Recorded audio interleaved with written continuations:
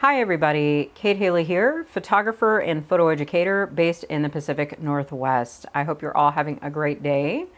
Today I'm going to talk about street photography a little bit. Now you might look at my Instagram feed and say, oh, you don't really do street photography. And that is true, sort of. I actually love street photography. I do a ton of it when I travel, and I even do a ton of it in my own city. But on my main Instagram feed, it is geared more towards portrait photography because that is my bread and butter. Okay. Um, but with that in mind, who out there loves street photography? Do you feel like you've gotten good at it? Do you feel like you want to get better at it? That's me a lot of days. I have a few photographers that I love their street photography. One is Renzi Ruiz. He is based out of LA and his work is freaking stellar. So if you're not following him, definitely go check him out. I'll put his Instagram in the description. For me, street photography is definitely about kind of documenting the life around me.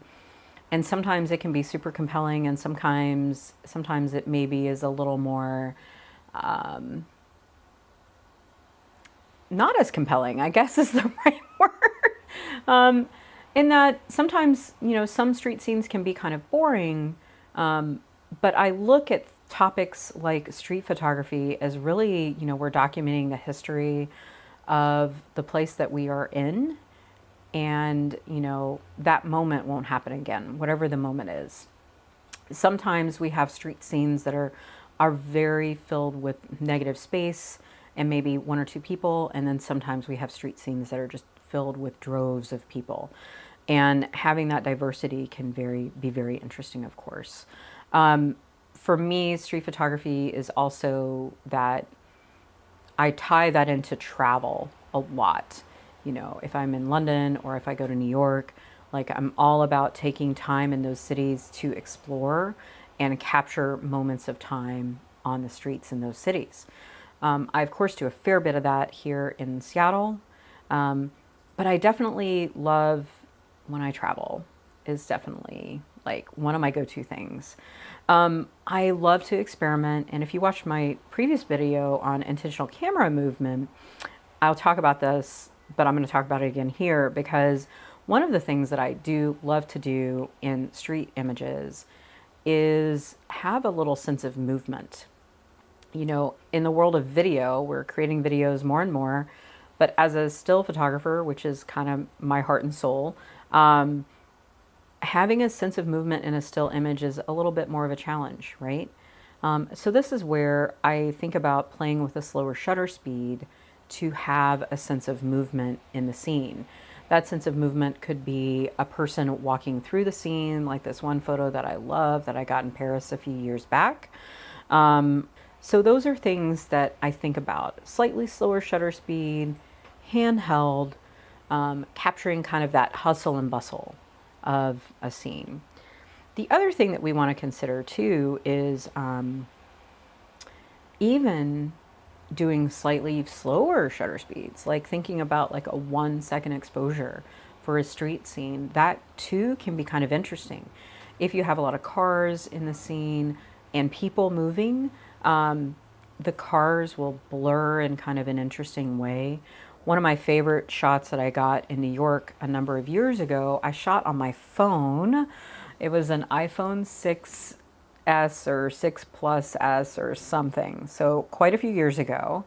And I used this app called Slow Shutter Cam. Don't worry, I'll put a note about that in the description. And I love using this combination, especially in places like New York, because there's so much happening in like Manhattan, for instance. So one of my favorite shots that I got in New York on this one trip was New York Times building in the background. We've got the cabs and other cars like going through this intersection. And we have one person who's like waiting for that light to change. You can also maybe see people walking through the intersection who are passing me. So don't be afraid to try some street photography on your phone because many of us maybe carry a camera with us everywhere we go, but sometimes the phone is what we have. And playing around with these techniques on your phone can be a lot of fun. Don't be afraid to do it. Um, when I'm in a place like New York or even Seattle, London, Paris, wherever, I love to make time for street photography. I love to find an interesting intersection or composition with interesting light that I like, and wait for moments to unfold. So there's a lot of patience that we want to consider when we're doing street photography. Sometimes having the scene more empty can be interesting, but sometimes having that human element walking through the scene can be really, really nice.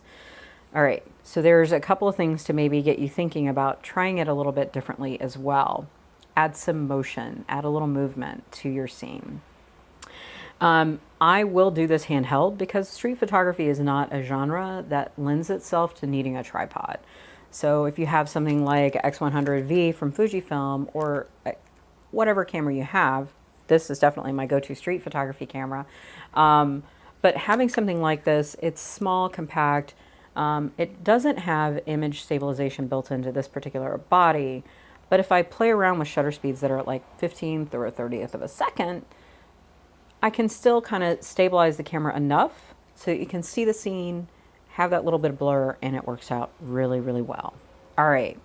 Well, there's a couple of thoughts for you to consider the next time you head out to do street photography. If you have any questions, please let me know in the comments below. Thanks so much and have a great day.